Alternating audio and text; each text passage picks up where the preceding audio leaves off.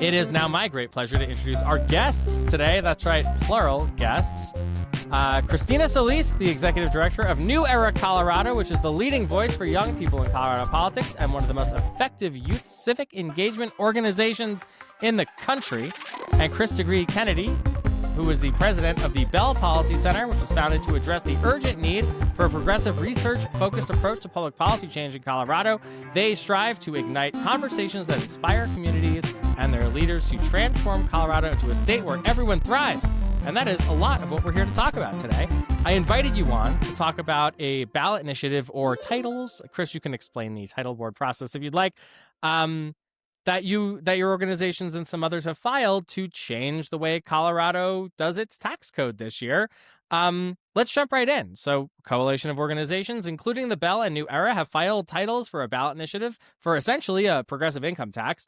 But before we get into the details of that initiative, let's talk a little bit about the problem that we're trying to solve here. So, Chris, can you start by explaining the fiscal nightmare that Colorado finds itself in that led to not one, but two different billion-dollar budget cuts just this year alone, despite the fact that we're not yet in a recession or economic crisis, as far as we can tell? Yeah, so one of the interesting ironies about the way that Colorado works is that even when our economy is booming, sometimes we have to make budget cuts, and that's entirely because of the 1992 Tabor Amendment that puts in place all kinds of constraints on how our government functions that don't exist in any other state in the country. So one of the things that happened earlier this year before the federal legislation passed is we had a $1.2 billion hole in our budget, despite the fact that our economy is growing.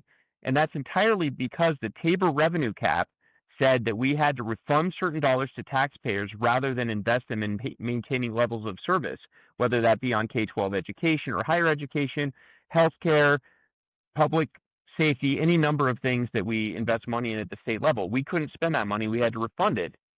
And that's because the Tabor cap does not correctly keep up with the growth of Colorado's economy and the needs of the state just to maintain the same level of services. So this amendment to the Constitution has, for all intents and purposes, been reducing the size of Colorado's government relative to the economy for 33 years. And that really came to a head this year where we've been doing okay for a couple years there, and we're able to start finally making some critical investments in education and healthcare and some other things that really meaningfully contribute to economic mobility for people. But all of a sudden, we had to cut money despite our growing economy. And that took a total of $1.2 billion. Well, then the federal government came along and passed H.R. 1. We can call it whatever we want to, but that's the technical name for it. And the legislation gave away giant corporate income tax breaks, all paid for by the Medicaid cuts that will be coming down in a couple of years and impacting the state budget a couple of years from now. But the most immediate impact was because Colorado's tax code is tied directly to the federal tax code, when they create loopholes at the federal level, it automatically creates those same loopholes at the state level. And so that blew another $1.2 billion hole in the same fiscal year budget that we already had. Now, some of that money was above the Tabor cap, so ultimately we had to find about $750 million in budget balancing actions. We were able to cover a third of that by closing a variety of special interest corporate loopholes. We were able to cover a third of it by dipping into the statutory reserve. That's not a trick you can use too many times. And then the remaining third of it came with cuts, largely from housing programs and state workforce. And so we balanced the current year's budget, but now when we turn the corner to next year, there's another $700 million budget deficit that we're forecasting. And then the Medicaid cuts from the federal government start kicking in, and the budget situation grows exponentially worse from there. So, Christina, tell us a little bit about why New Era is getting involved in this. I mean, don't y'all mostly focus on like voting rights and democracy and like the fun stuff, not the like boring, terrible, depressing stuff? A couple of years ago, we actually made a shift. So while we know that civic engagement and voting is super important, it's only one tool that we have to actually make the change that we need and deserve here in the state. And young people are not dumb. We know that things are happening and things are impacting us, and it is hard to live here in Colorado. So we have this thing called the youth agenda that we work on. It are the issues that young people care about most and are impacting them. Things like healthcare, education, housing, climate, all of these things that we know taxes touch. And so while we didn't vote for Tabor, I was 1 years old when it passed. We're That's like a flex bearing, for me and Chris, who are yeah. on the other side of that 90s line, but please I continue. I am the youth, it is me.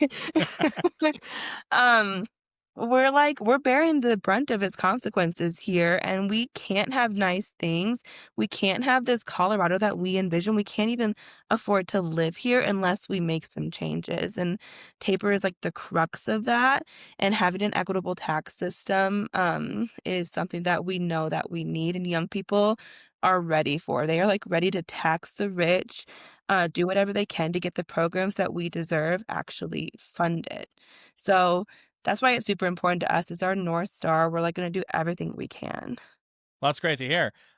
Chris, so we've explained the problem, Tabor choking the life out of Colorado, mostly because it just has bad math built into it, right? I mean, the way Tabor actually works, it says that it keeps government in proportion because the way Tabor allows the government to grow is through a formula with inflation plus population, but still we're cutting and cutting and cutting. Can you explain a little bit about what the fundamental math problem is and then what your solution is with these ballot initiatives? Sure.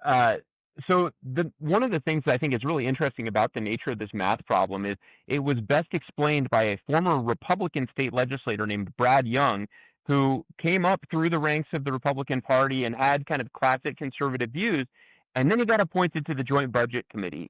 And in his time serving in the legislature on the Joint Budget Committee, a light bulb went off where he realized this bad math problem that we're talking about. He ended up writing a book about it and ended up touring the country telling other states, don't do what Colorado did. Don't do something like Tabor in your state because it will break your state. So I think the cleanest way to explain this is that the state budget is allowed to grow each year by population plus inflation. It sounds like that would be common sense until you realize the way that we're measuring inflation is by what's called the Consumer Price Index. Now, setting aside the fact that the new BLS director may end up cooking the books on this over We can't time. trust the economic data coming out of the federal government right now, right? I know, it's a sad state of affairs, but setting that aside, the Consumer Price Index measures things that consumers buy, like groceries or a new toaster oven. That's an archaic reference at this point in time. But I have a toaster oven.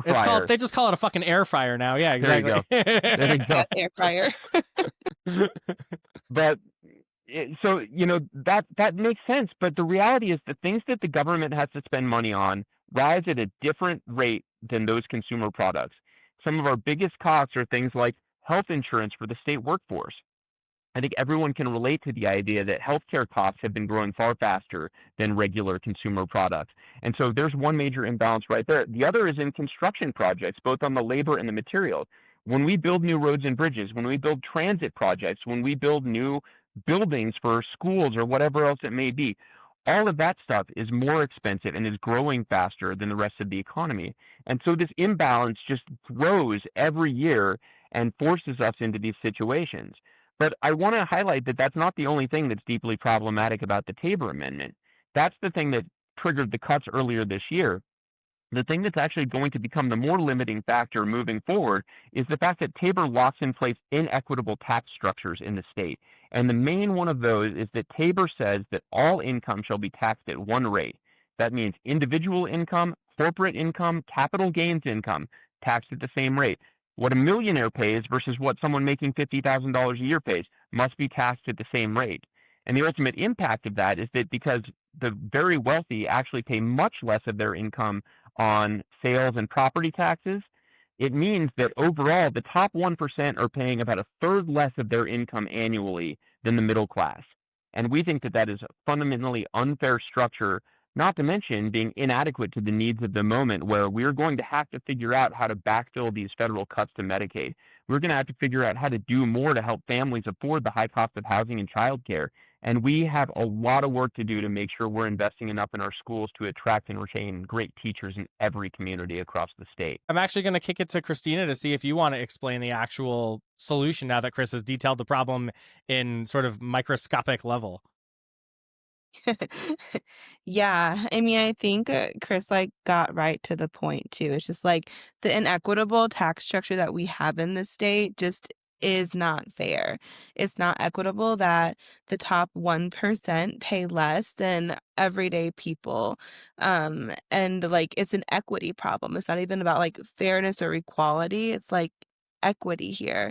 Like young people, people of color are paying more in their taxes and getting less for it. And What do you say so, to somebody who says, well, the tax rate's the same for Chris and Christina and me? How is that not fair? yeah, I think like, sure, we could all have the same tax rate, but like, again, if you're making more than me, a higher percentage of my income is going to these things, and I'm getting like less in return for it. Right. So, how is that actually fair? Yeah. So in other And if words, I could like if, add, yeah, please go Yeah. ahead.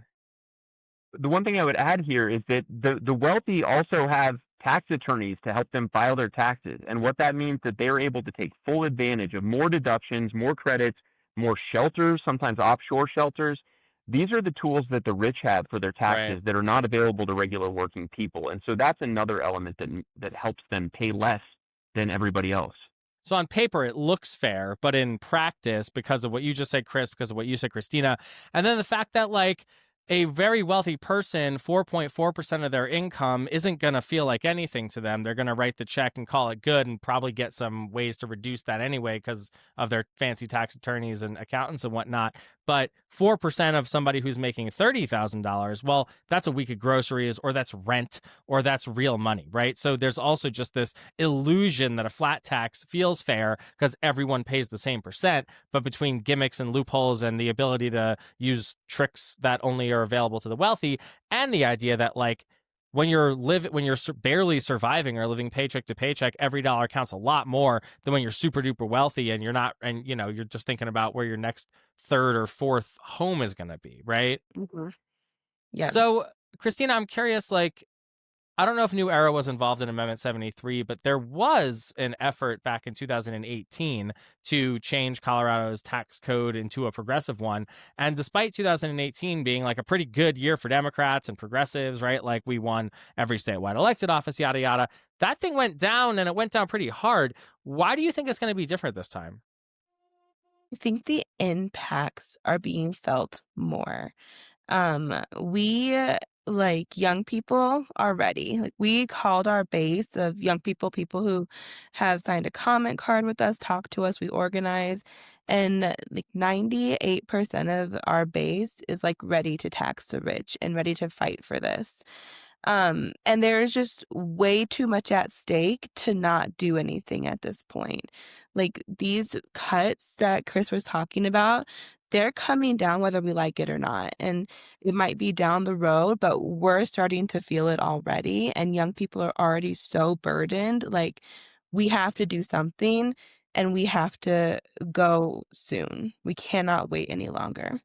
So, Chris, can you talk about the particulars of the initiative? I think you have a couple different titles in front of the board. I don't know if you want to get into the fun nuances of title board and why you have to do multiple cuts at the language, but just explain the sort of top lines of it. And if you want to get into the weeds, this is the podcast for it. So feel free.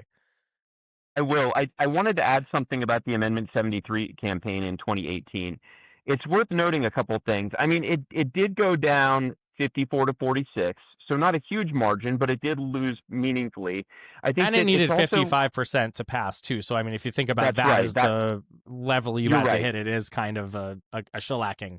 which is not the case for our measure. But the other things to note about Amendment 73 are, one, it also contained a whole bunch of weird property tax stuff. So it wasn't a simple, straightforward income tax policy like this one is. Our policy is straightforward.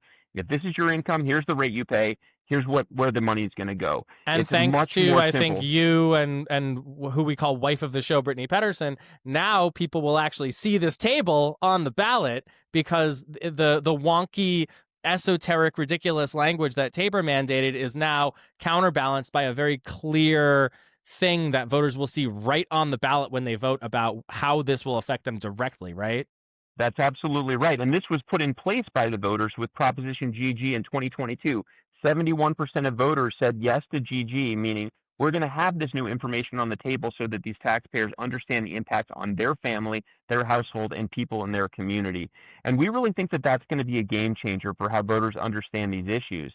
And it's going to be an impact on the proposed tax cuts that our friends across the aisle tend to bring forward as well, that it's going to help show that you're going to get a couple $100 at best, and the very wealthy are going to get thousands and thousands in tax breaks. We think it's really going to change voter behavior on that. But I'll finally circle back to the actual question you asked me. Yeah. So what are we proposing? And so we filed 3 variations of a ballot initiative. The tax structures are the same in all 3, but the spending priorities are designed differently between the 3 measures. And it really is about kind of experimenting with how the title board is going to set titles on these measures, and also opening up a broader public conversation where we're going to invite others in.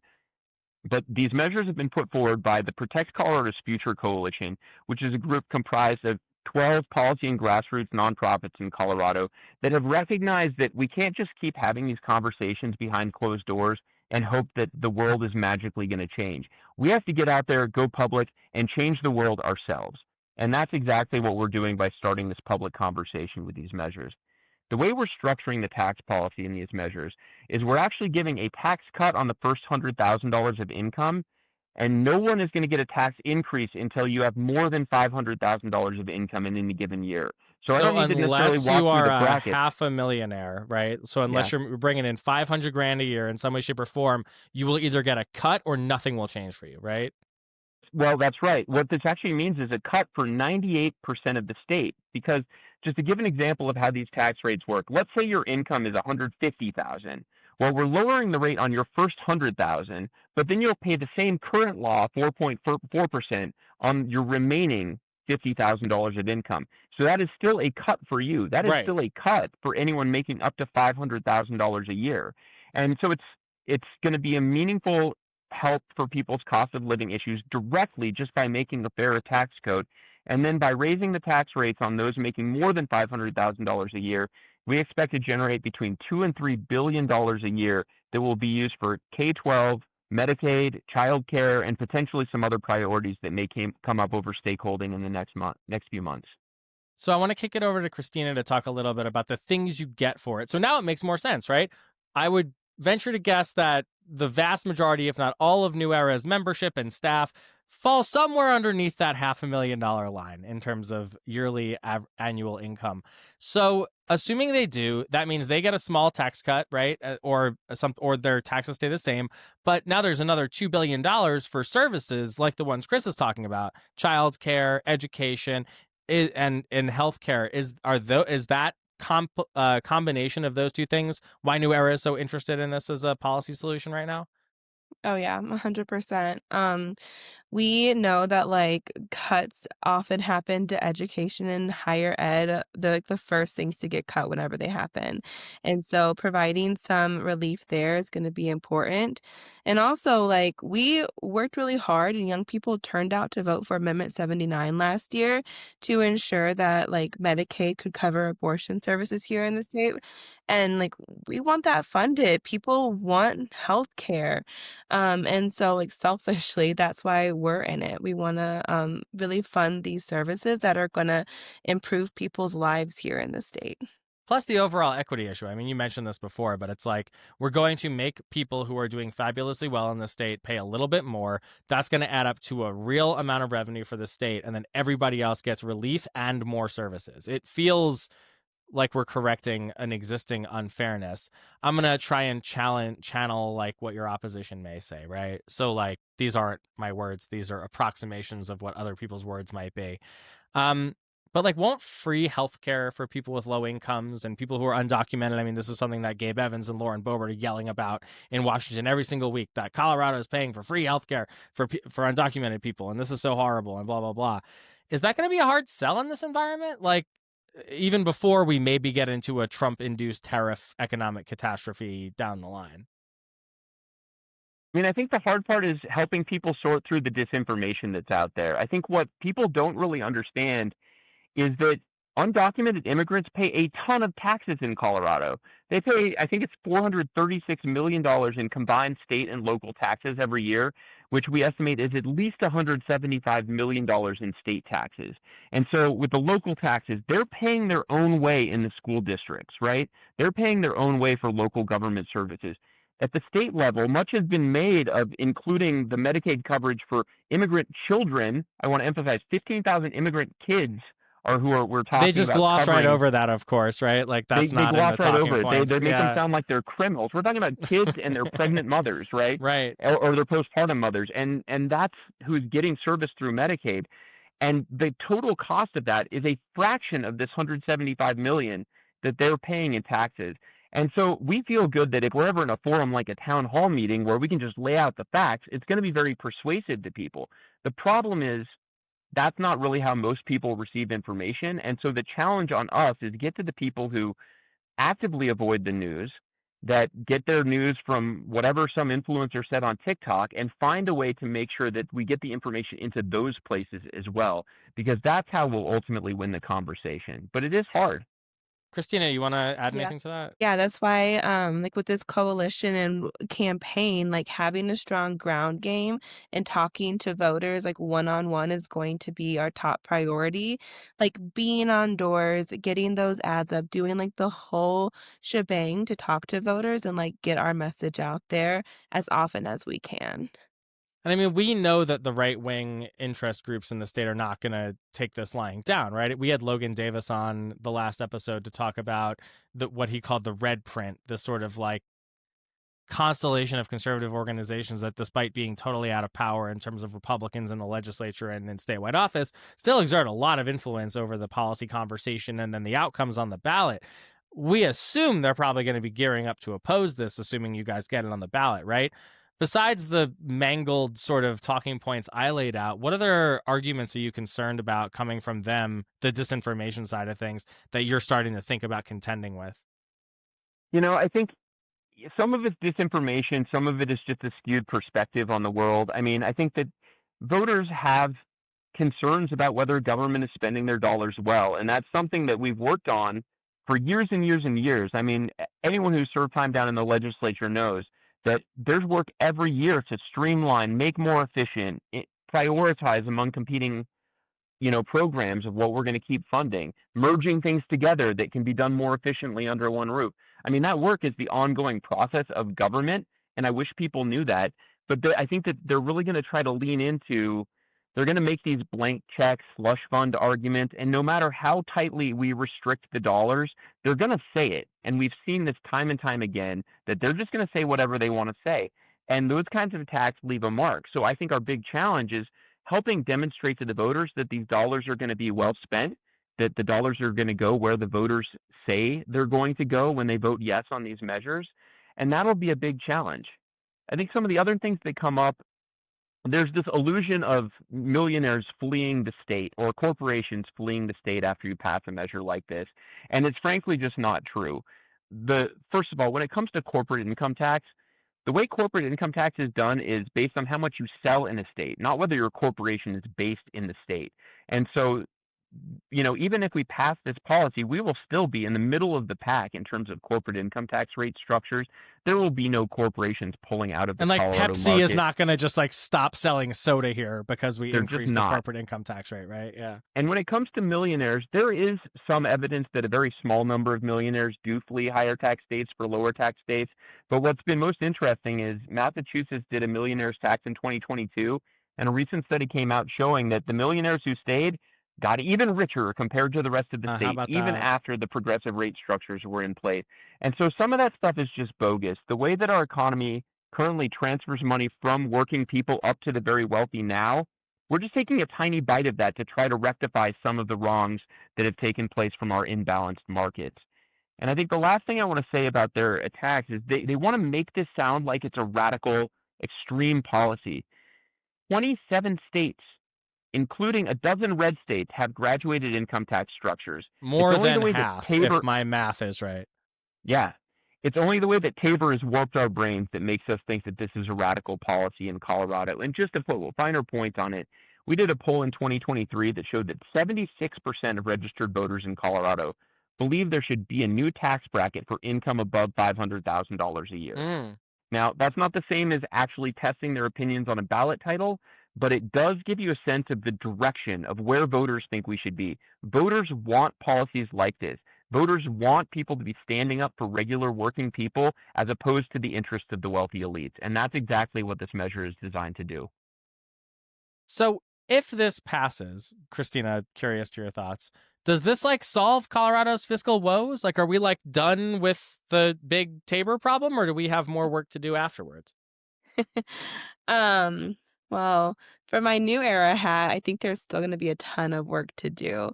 It's not going to solve all of our problems overnight. I think Tabor is like inherently not good for our state and like a new era, and we would like to see a full repeal of Tabor and just like get rid of it so that we can actually our legislators can govern and we can fund the things that we need to fund and like we can make Colorado the best state to live in.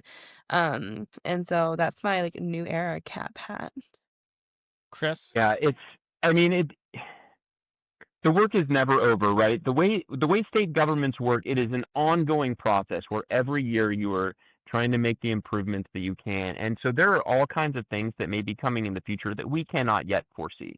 And so I think it's difficult to go there, but there are a number of adequacy studies that have been put out. So, we're talking about raising $2 to $3 billion with this ballot measure. There's an adequacy study on K-12 that came out at the beginning of this year that said we have a $4 billion inadequacy in K-12 alone. And so I think that this would be a really meaningful step forward. And I think it will make a meaningful difference in attracting and retaining great teachers, backfilling the federal Medicaid cuts so that we do not end up with a ton of rural hospital closures. And yet it does not mean we're out of the woods because there are still a number of challenges. We have a fundamentally broken healthcare system, a fundamentally broken market for healthcare that will continue to drive costs up faster than people's wages go up. And so I think we're going to have to keep growing to solve bigger problems as they arise. I didn't realize the adequacy gap was that big. I mean, I remember a little over a year ago, there was a big press conference where everyone said, welcome to the fully funded era. We have fully funded K-12. We're good. It seems like the fully funded era was like 10 months long. Is that possibly accurate? So some of us didn't show up to that rally because I'm one of them. Yeah. Thing to say. I remember calling the governor's office and saying, "You cannot keep saying we're fully funding K-12. Are you crazy?" And it's just like everyone wanted to take the win. Because these problems are structural. These problems aren't like just simple. They're not just because one thing happened once. There's a underpinning of the entire state's economy and tax code that is built on a very shaky and outdated foundation. I mean, Christina was 1. Chris and I were in 2nd or 4th grade, right, when Tabor passed, and the world has changed quite a bit since then. So like to me, it's about modernizing Colorado to be able to account for the massive influx of people that have come here since 1992. I mean, that's obviously tapered off, but we were doing 60,000 a month for a couple of years there. And the state just did not keep up with the challenges that come with the growing population. And this, to your point, Chris, formula that used to be in there, or that is in there now, I should say, inflation plus population, just actually isn't accurate in terms of adjusting for what people need. Do you guys have any polling? Like, it seems like tax the rich, cut your taxes, more money for schools and healthcare. Feels like it could be messaged pretty adequately to a general public. Do you guys have any idea where people stand to begin with? Yeah, I think I made reference to some 2023 polling we did of all registered voters that gave a sense that 76% believe that we need a new tax bracket on income over $500,000. It's a similar number of voters who believe we need a fairer tax system that makes it possible for more robust investments in education, healthcare, and other priorities. I think in terms of ballot language testing, we've been doing some of that. We do not have a green light from our coalition to publicize any of that just yet. What I will say is we have some work to do on making sure that voters understand where the money is going to go and the nature of the current state budget. So there are no slam dunks in this game. We are talking about a very expensive very labor-intensive campaign. I mean, what Christina said about the ground game, Ian, you and I have been doing ground games. I was just thinking it was probably 17 years ago that I first showed up and you gave me a walk packet to go out knocking doors in Golden. Uh, ground game is as important as ever. It's a place where you can have a real, honest conversation with voters. And if we can have those conversations, I think we have a path to victory. But it's far from a sure thing. And I think there's a lot of people that would want to see us showing that's a guaranteed victory. There are no guaranteed victories in Trump's America. Everything is a fight. And what this is about is showing up and making the case for what we believe we want Colorado to be, the way that we need Colorado to be independent of what's going on in Washington, D.C. And this is our chance to do that. Yeah, man, I can't believe you just did the math on that. That walk packet would be old enough to join New Era at this point. That's pretty insane. Any other final thoughts here? I mean, what can people do to get involved, or if they want to learn more, if they want to join up and help? Yeah. I think we at New Era have been talking about this all year at this point. So if folks want to learn about our messaging and how we're growing our volunteer base, they can always reach out to us. And then our campaign is launched and we're getting ready to go. So we're always adding more partners to our coalition. So reach out if you're interested. We're happy to add you and talk about what that means. And signature gatherings coming up. I think we want to go early next year, so look out for those opportunities too. Oh, so, okay, so some nuts and bolts stuff. This is an initiative for the 2026 ballot.